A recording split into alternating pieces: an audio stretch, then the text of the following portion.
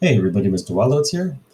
Uh, just want to continue our discussions, our lessons of cultural backlash that is occurring in the 1920s.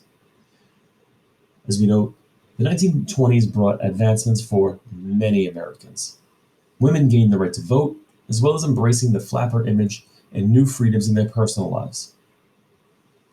For African Americans, they were able to escape the Jim Crow South for better employment opportunities in the North. However, as soon as freedoms arrive for those who haven't had them, people want to just as quickly try to take them away.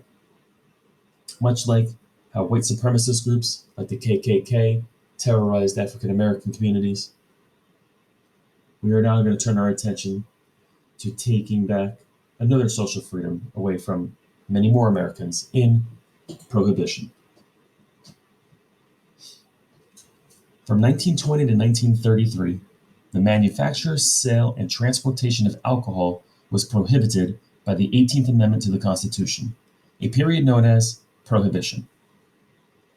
We are going to examine the roots of Prohibition and then analyze some documents to find out how supporters of Prohibition promoted it. Temperance. Prohibition has its roots in the temperance movement of the 19th century. Americans were heavy drinkers in the first decades of the 1800s. By some estimates, Americans drank about 3 times more alcohol in 1830 than they do today. Criticism of alcohol consumption began to grow in the 1830s United States, and critics blamed alcoholism as the root cause of all sorts of problems like disease, poverty, child neglect, and domestic abuse. If only drinking could be curbed, many thought, the country would be safer and more prosperous. From this sentiment, a social movement emerged promoting temperance or voluntarily choosing not to drink. Prohibition Movement. The early temperance movement focused mainly on persuading people to reduce or completely stop drinking. Many temperance advocates in the mid and early 19th century saw drinking as an individual decision and not something that should be against the law. By the end of the 19th century, however, there were increasing calls for prohibition, which is a legal ban on alcohol. Groups like the Women's Christian Temperance Union and the Anti-Saloon League began to lobby the government for laws that would completely ban alcoholic drinks. The prohibition movement was not universally popular. It had more support in rural areas than in cities. Protestants were also more likely to view alcohol consumption as a moral issue than Catholics or Jews, and as a result, Protestant groups were more likely to embrace prohibition as a way to eliminate vice. 18th Amendment. Prohibition advocates were first successful in passing laws at the state and local level, with over half of states enacting bans on alcohol between 1880 and 1920.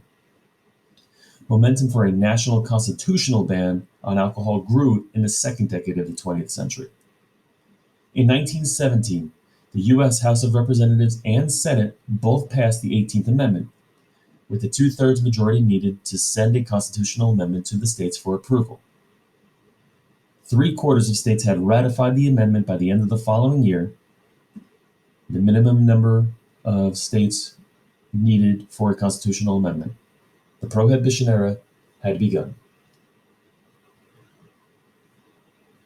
Prohibition.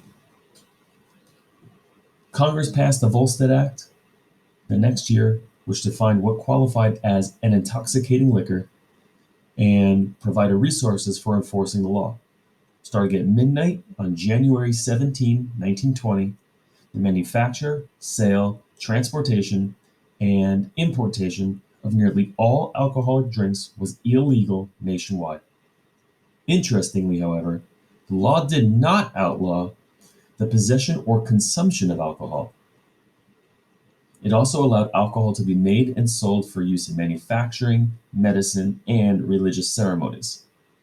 These loopholes would make prohibition more difficult to enforce.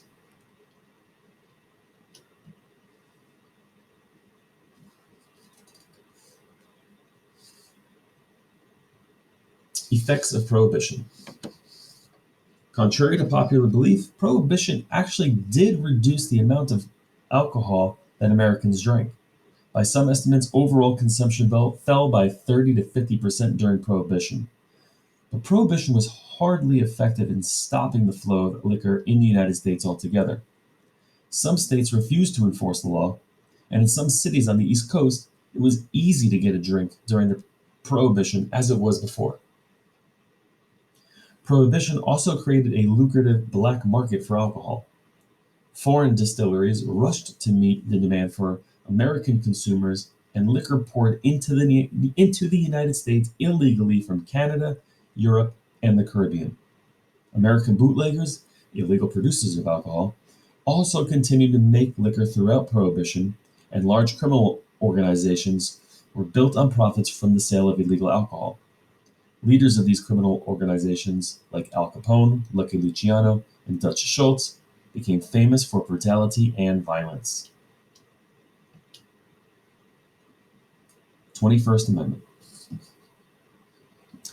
Support for Prohibition had waned by the end of the 1920s as people increasingly believed that the laws were ineffective. The onset of the Great Depression further eroded public support for Prohibition as people began to embrace the idea that the legal manufacture of alcohol could create jobs. Many also believed that taxing the legal sales of alcohol would generate more government revenue that could then be redistributed to the poor through federal aid programs. The 18th Amendment was formally repealed with the passage of the 21st Amendment in 1933. Although some states continued to ban liquor after the 21st Amendment, the 14-year experiment with national prohibition had ended.